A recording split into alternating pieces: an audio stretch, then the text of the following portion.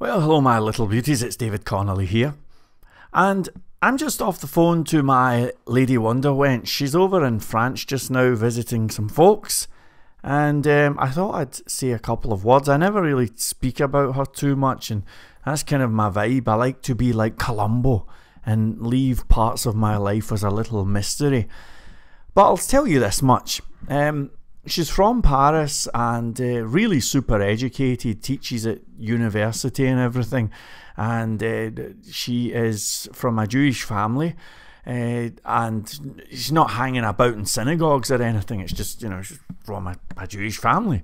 And actually, not just any old Jewish family. She's from an Ashkenazi Jewish family, which anyone who's interested in clinical psychology or anything will be aware that people who are into IQ tests and stuff, apparently, well, they say that the Ashkenazis are the most intelligent people on earth.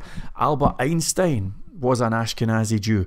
The gal Rachel who does the maths on Countdown, she is an Ashkenazi Jew as well. There's they just, I don't know if there's anything in it, but apparently, for some reason, it's this particularly high IQ demographic, actually the highest IQ demographic on Earth. And the funny thing, about her is that she has no idea about who her grandparents were or what they were doing or anything like that. I don't think she has any cousins, at least none that she keeps in touch with. And she is pretty much incapable of drawing anything that you or I would call a family tree.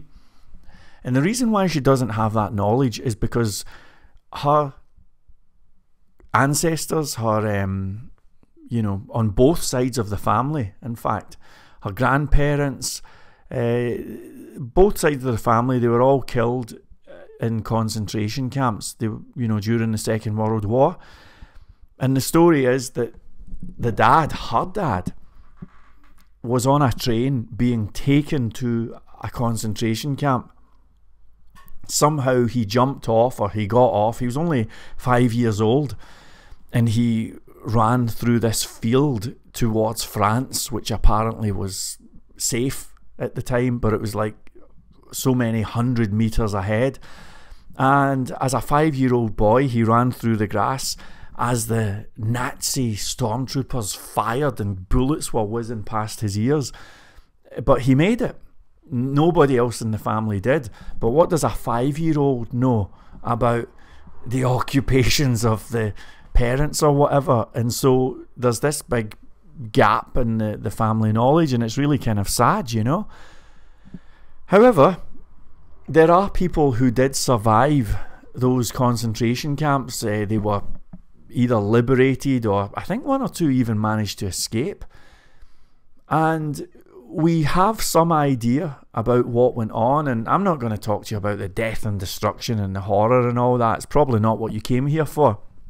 But one of the things that interests me is that when those, shall we call them prisoners, inmates, I don't know, but when they had spare time, they did not just hang about and wait to die or anything like that. You see, a lot of those people in the concentration camps were very intelligent. They were entrepreneurial. Many of them were from very skilled professions like opticians or dentists, people like that, And they made the decision that, okay, we've got people dying everywhere, Zyklone B gas drifting about all over the place. They had lost maybe, 4/5 of their body weight. They could see people dying and starving and everything. They knew what was going on, but they made the decision, let's start up a university. And even though they had no pens and papers or pencils or anything, of course, they had no desks, they had no books, they had nothing. But they did have each other, and they had knowledge, and they had an appreciation of knowledge. And so they started up these universities in the concentration camps, where it'd just be in a group, and you know, like I say, they had no equipment or anything, but they would share information, and they had classes teaching physics and astronomy, mathematics, Latin, you know, you name it, they were teaching it. And the reason why this is an amazing thing is because this is not blind optimism. They were not in any way saying, hey, life is great, high five, you know, see you at the next Tony Robbins seminar. They knew exactly what was going on. They could see it. It was right in front of them. But they decided to make the best of the hand that they had been dealt. And they did that in the only way that they knew how. And that was to spread knowledge, which I think is an amazing thing, you know. And that's something that we can all do. We can all make the best of the hand that we have been dealt. Some of you are incredibly stressed out right now because you're feeling overwhelmed and there's too much stuff coming in, and maybe you're thinking, I don't even know if I can cope with this, and maybe I'm not even making the right choices in life, and I'm just not cut out for this.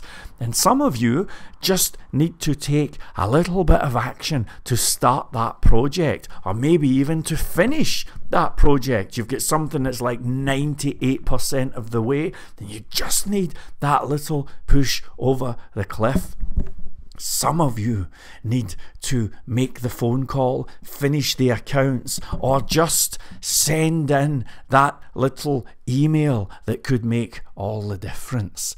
And in this message, I would like to just encourage you to do that, you know. And like I say, I'm not some self-help coach dude or anything like that.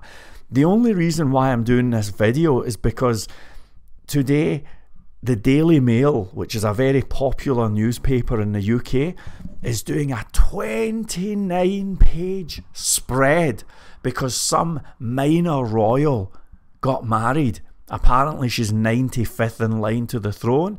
And so this is a 29-page spread. And all over Twitter, people in the UK at least, are all like, oh, we love the royals. Yay, this is great. Well, look, if people love the royals, good luck to them. I think it's all insane. But whatever you want to think, that's up to you. But listen, never let anybody tell you that they are better than you because of the family that they were born into, or because of who they know, or the colour of their skin, or anything. As a matter of fact, I actually think even IQ itself is overrated. Never let anybody tell you that somebody else is better because of the family that they're in or where they come from. I'm telling you right now, people who believe that are slaves. They don't even know it, okay? And you shouldn't be a slave because you are capable of incredible things. And the reason why I'm saying it is because I'm outraged, you know. I don't like when people start all talking about how great their oils are. But rather than post a video of hatred, I want to post a video of encouragement. And somebody needs to hear this message. There are some of you who are out there, and your life could be a fairy tale if only you dealt with this one thing.